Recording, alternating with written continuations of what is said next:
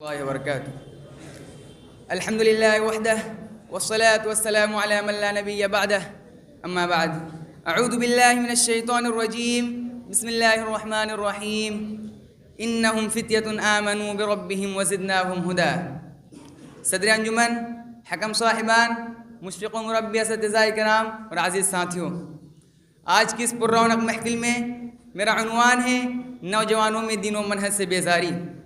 سامعین کرام، انسانی زندگی عبارت ہے بچپن، جوانی اور بڑھاپے سے، مگر زندگی کے مختلف مراحل میں سب سے اہم ترین مرحلہ جوانی کا ہے. جوانی میں انسان کے حوصلے جوان ہوتے ہیں، اس کی ہمت بلند ہوتی ہے، اور یہی وہ مرحلہ ہے جو زندگی کا لب لباب اور حاصل زینت ہے. کسی بھی قوم کا اصلی سرمایہ نوجوان ہی ہوتے ہیں. انہی پر قوم کی خوشحالی و بدحالی، عزت و ذلت اور عروج و زوال کا انحصار ہوتا ہے. قوموں کی تاریخ پر نظر ڈالنے سے معلوم ہوتا ہے کہ جس قوم کا نوجوان تعلیم و تربیت و تہذیب و ثقافت سے آراستہ رہا، اس قوم کا ستارہ ہمیشہ عروج اقبال پر رہا. مگر جس قوم کا نوجوان پستی کا شکار ہو گیا تو ذلت و رسوا اس قوم کا مقدر بن گئی، اور یہی حال آج کے مسلم نوجوانوں کا ہے. ان کے دلوں سے دین و ایمان کی محبت رخصت ہو گئی، ان کے اندر فہمی غیرت نہ رہی.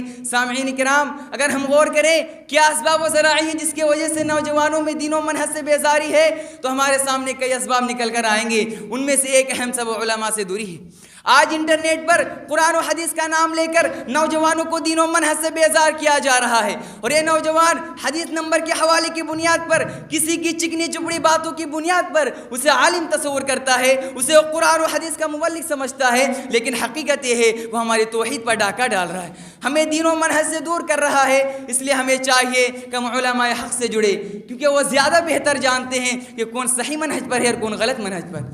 سامعین کرام، نوجوانوں میں دین و منہج سے بیزاری کی ایک اہم وجہ حیا کا فقدان بھی ہے.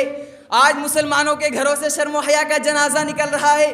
مسلم گھر کی بیٹیاں انٹرنیٹ پر رقص و سرود کے ساتھ اپنے جسموں کی نمائش کر رہی ہے، اور یہ سب ترقی کے نام پر ہو رہا ہے.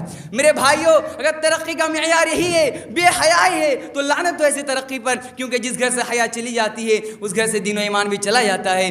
ان الحیاء والایمان قرنا جميعا فاذا رفع احدهما رفع الاخر. حیا اور ایمان ساتھ ساتھ رہتے ہیں، جہاں سے حیا چلی گئی وہاں سے دین و ایمان بھی چلا گیا. اس لیے جناب محمد رسول اللہ صلی اللہ علیہ وسلم بے حیائی کو ختم کرنے کا ذریعہ بتاتے ہوئے ارشاد فرمایا، یا معشر الشباب من استطاع منکم الباءۃ فلیتزوج فانه اغض للبصر واحسن للفرج. نوجوانوں، شادی کے قابل ہو جاؤ تو شادی کر لو، اس سے نگاہیں نیچی ہو جائیں گی، شرمگاہ کی حفاظت ہوگی اور بے حیائی کا خاتمہ ہو جائے گا. سامعین کرام، اسی طرح آج کا یہ نوجوان خواہشات کی پیروی میں لگا ہے، نشاور چیزوں کے استعمال کر کے اپنے آپ کو ہلاک کر رہا ہے، جبکہ قرآن کہتا ہے وَلَا تَقْتُلُوا أَنفُسَكُمْ.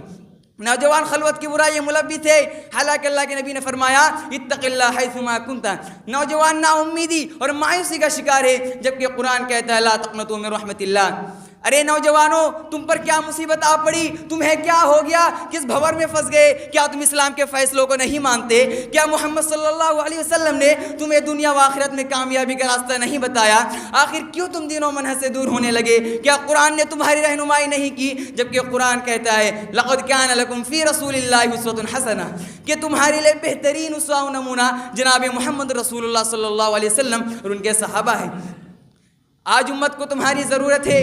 آج فلسطین کی وادیاں تمہیں آواز دے رہی ہے، وہاں کے معصوم بلکتے بچے تمہیں پکار رہے ہیں. قبلہ اول تمہاری راہ دیکھ رہا ہے کہ کب آئے گا عمر بن خطاب، کب آئے گا میرا صلاح الدین. نوجوانوں، یاد رکھو، تیرا شباب امانت ہے ساری دنیا کی، تیرا شباب امانت ہے ساری دنیا کی. تو خاردار جہاں میں گلاب پیدا کر. لہذا ضرورت ہے اس بات کی کہ ہم اپنے اندر دین و منہجی غیرت پیدا کریں اور اپنی اصلاح کی کوشش کریں. آخر رب العالمین سے دعا ہے کہ الہ العالمین تو ہم نوجوانوں کو دین و منہج پر قائم رہنے کے ساتھ ساتھ اپنی اصلاح کی بھی توفیق عطا فرما.